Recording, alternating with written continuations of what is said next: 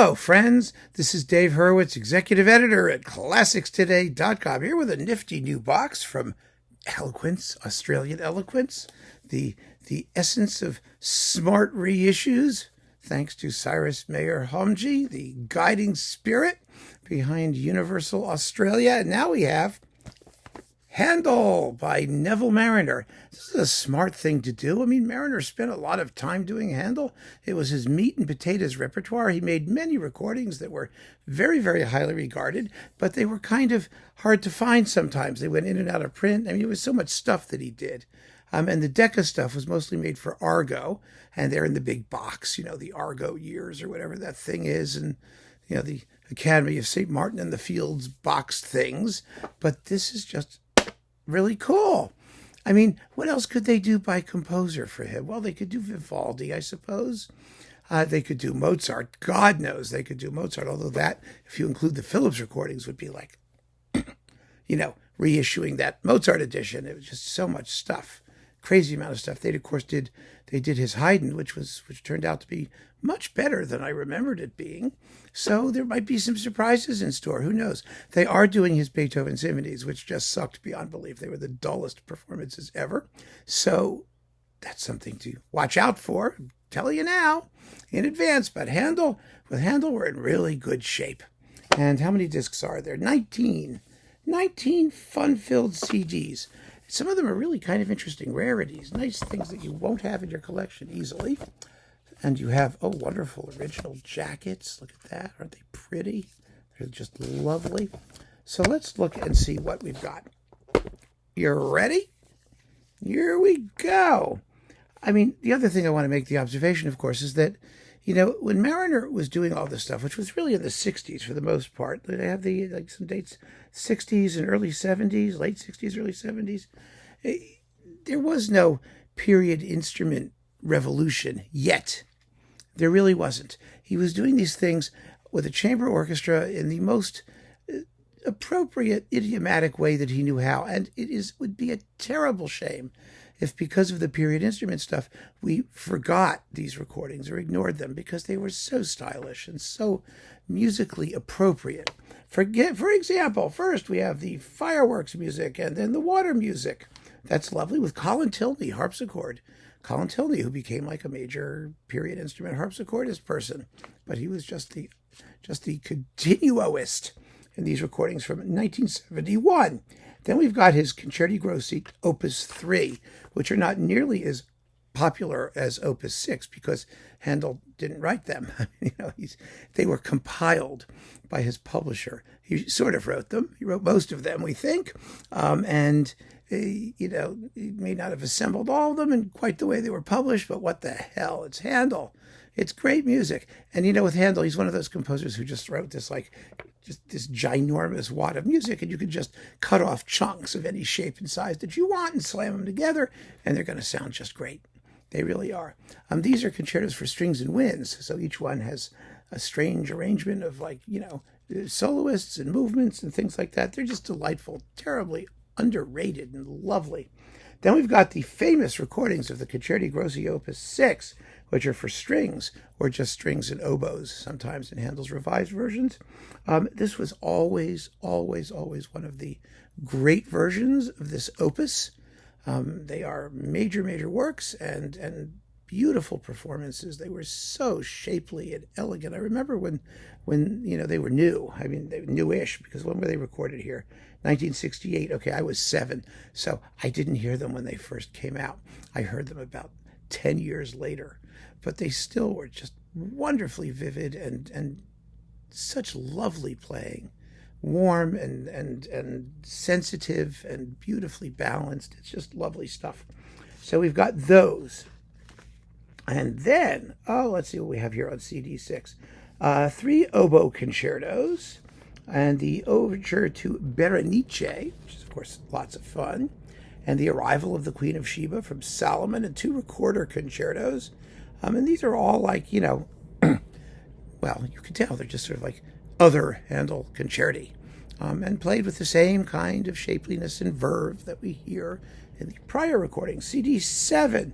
We have the organ concertos with George Malcolm playing the organ. I wonder, is the harp concerto, I forget, is the harp concerto a harp? Let's see, Opus 4, number 3. 1, 2, 3. Sometimes they're playing on a harpsichord. But these are the organ concertos. The harp concerto is done as an organ concerto. I like the harp concerto done as a harp concerto because it's just so much fun. It's such an attractive and charming work. Oh, my goodness. All right. So anyway, so here's that thing. And then we've got, a whole bunch of... Oh, they do more than the usual organ concertos. They do like 16 of them, which is really kind of cool. Not just Opus 4 and Opus 7. You've got the Cuckoo and the Nightingale. Well, most people include that, of course. And you've got, let's see, the Overture to the Il Triunfo del Tiempo e del Disingano. I mean, some of that stuff was very, very rare at the time this was recorded. So we've got the organ thing. They give you a beautiful booklet. You get the sheet, the recording thing log there that proves that they actually recorded it, as if we'd never know otherwise. This one is really fun. This is Overtures. 3 overtures and ballet suites. This stuff was as good as unknown when, Marriner recorded these things. And let's see, this was 1970 and 71. You have the overture and dream music from Alcina, which is wonderful, wonderful opera. It's a fabulous opera, my goodness. And the dream music is just delicious. And then we've got Ariodante, the ballet music, which got cut from Ariodante because it was written for, what's her name? The famous French Baroque ballerina. What was her name? Marie LaSalle or Maria? Well, whatever her name was, I don't remember. Anyway, she was in England, and French ballet was considered just akin to like pornography or nudity on stage. So she did her thing, and then they shipped her back off to France, and that was the end of that. And so the ballet music that Handel wrote for Ariodante, which is some of his most beautiful dance music, got cut. Out it went. Whoosh! Such a shame. Really a nifty opera, by the way, Ariodante. And then we've got the ballet music from Il Pastor Fido. So that's really, really wonderful. And then we've got Messiah. You gotta have Messiah if you're gonna do Handel. It's based on the first London performance of 23 March 1743. And for that performance, they have resurrected the original cast. Now, they don't sound as good as they did in 1743. No, I'm just kidding. The soloists here are wonderful. First of all, you've got Ellie Ameling as the soprano soloist. Ellie Ameling, yes! And Anna Reynolds, Philip Langridge, who was like really young and fresh sounding, and Gwyn Howell. And, it's gorgeous. It's a gorgeous Messiah. And, there have been so many since, and including all the period instrument Messiahs. Again, it's something that we tend to sort of like, just brush under the rug. And it shouldn't be. It was fantastic, and it still is. And then Acis and Galatea. Yay, baby. I love this performance of Acis and Galatea. This is my favorite one. It is. And the reason it is because it has the carillon part. It's it's the full version of the work. One of the problems with the period instrument thing is that they're trying to find the original first initial scribbly version. And the scribbly version of Acis and Galatea was written for like 3 people and 2.5 instruments, and it's teeny tiny because he wrote it for, the Duke of Chandos at his house at Cannons or whatever it was called. And, it later became Handel's most popular work, but it was constantly added to and revised. And so the idea of finding, a pure original version of the thing is really kind of stupid because there are like 20 original versions. And I just want to hear the one that has the most Handel in it, the most stuff, the most ideas that he had for the piece. And this is the one.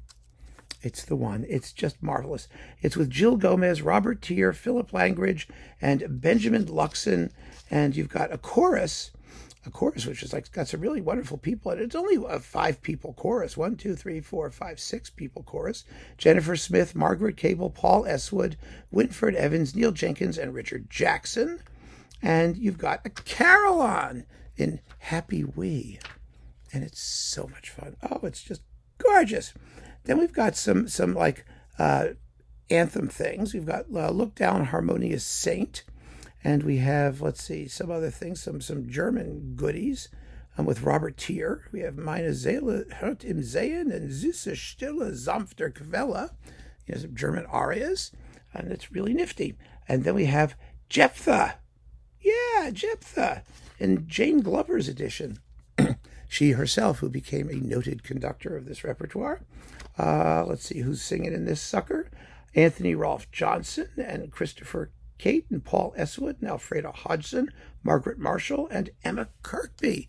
Emma Kirkby, she's the angel before she became the celebrity solo stint of the solo person of the period instrument movement. But you've got the entirety of Jephtha. No one talks about this performance anymore. Boy, no one does.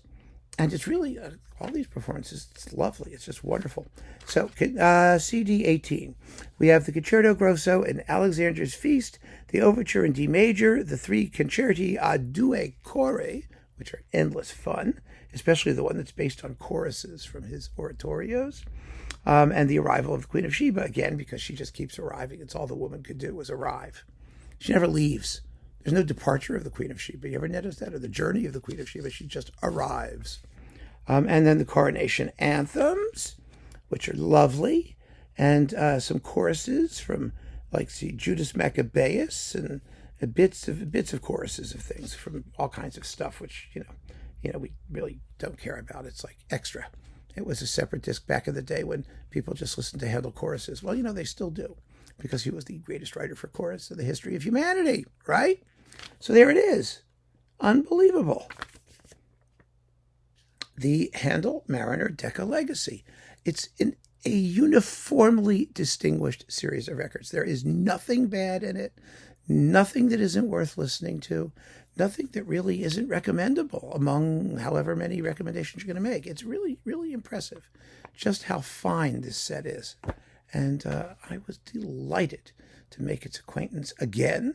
I think it was really smart. And if you love Handel, you will be smart to acquire it. If you don't have the other, Marriner big boxes with most of this stuff already in it, just great. So keep on listening, friends. Thanks so much for joining me. Take care.